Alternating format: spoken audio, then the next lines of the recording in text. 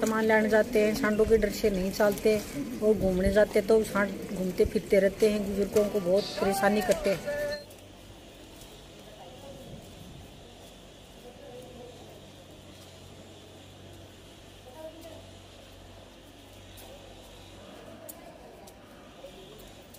हमारे पिपराली रोड के ही जो व्यापारी थे रूपचंद जी, उनका निधन हो गया। सांड ने उनको बहुत बुरी तरीके से जख्मी कर दिया और मौके पर ही उनकी मृत्यु हो गई। तो जिस घर से कोई इंसान जाता है तो उन्हें कितनी तकलीफ पहुंचती होगी। तो ऐसे ही अकेले रूपचंद जी नहीं है, पता नहीं कितनी ही जाने इन सांडों के हमला करने से चली जाती हैं। मेरे साथ स्वयं के साथ घटना घटी हुई है। मैं पुल पे खड़ी थी तो एक सांड ने पीछे से आकर मुझे ऊपर उठा लिया।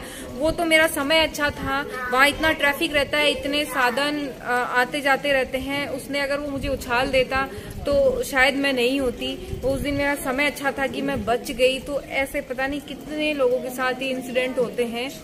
एक बार सभी हरकत में आते हैं, जिला प्रशासन, नगर परिषद है, आम जन है, सभी हरकत में आते हैं कि इन नदियों की कोई स्थायी व्यवस्था करी जाए। लेकिन फिर बाद में महीने 2 महीने बाद ये मामला फिर ठंडे बस्ते में चला जाता है, इस पर कोई कार्रवाई नहीं होती है। वैसे ही इन बेसहारा इन नदियों का, सांडों का आतंक बना रहता है, एक खौफ बना रहता है। तो इस बार इसका कोई स्थायी समाधान निकलना चाहिए, दूसरी जगह शिफ्ट करना चाहिए बड़े वन क्षेत्र में, ताकि आम है वो राहत की सांस ले सके। से आ रही थी इतना तो सब एकदम आराम से आ रहे थे, अचानक से इतनी धक्का मुक्की हुई।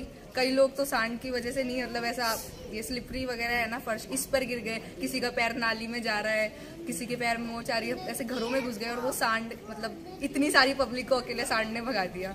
और हमें आज पिपराली रोड पे यहाँ पर सबसे ज्यादा सीकर की कोचिंग संस्थान स्थित है। यहाँ पर लगभग 60,000 बच्चे यहाँ पर अध्ययन करते हैं। और तो जाहिर सी बात है कि यहाँ पे टिफिन सेंटर भी अधिक मात्रा में है।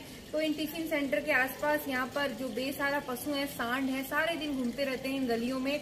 और वो जैसे आम जन को तो नुकसान पहुंचाते ही हैं, साथ साथ छोटे बच्चे घर से बाहर नहीं निकल पाते और साथ ही बड़े बुजुर्ग नहीं घूम पाते हैं। देखिए, आप मेरे पीछे देख रहे होंगे कि कितने सारे सांड हैं बड़े बड़े, और ये पूरी गली इसी तरीके से सांडों से भरी रहती है। अभी 3-4 सांड हैं, बहुत बड़ी साइज के हैं, तो इनका बहुत खतरा बना रहता है। और देख सकते हैं कैसे साधन को भी नुकसान पहुंचा देते हैं। बाहर जो भी गाड़ियां खड़ी रहती हैं, जो स्कूटी बाइक खड़ी रहती हैं, इनको भी ये नुकसान पहुंचाते हैं।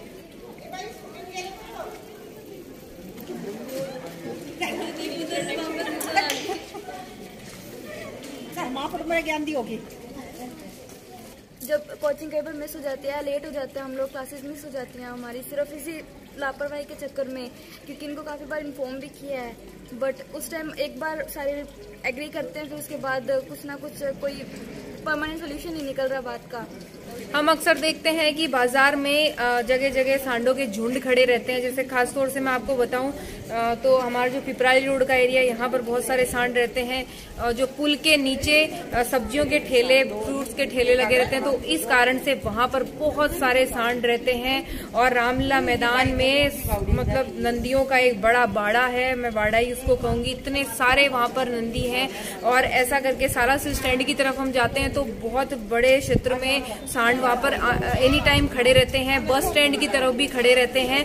तो यहाँ पर क्या करते हैं कि इन सांडों को जो पूड़ी डालते हैं, हरा चारा खाने के लिए डालते हैं, इन्होंने अपनी जगह बना ली है। और वहाँ पर ये बहुत सारी संख्या में खड़े रहते हैं और आमजन को और जैसे बच्चों, बुजुर्गों, सभी को ये नुकसान पहुँचाते हैं। तो ऐसा नहीं करें, इनके लिए एक अलग से व्यवस्था हो और वहाँ पर ही इनका हरा चारा डाला जाए। जगह जगह इस तरीके से मार्केट में नहीं।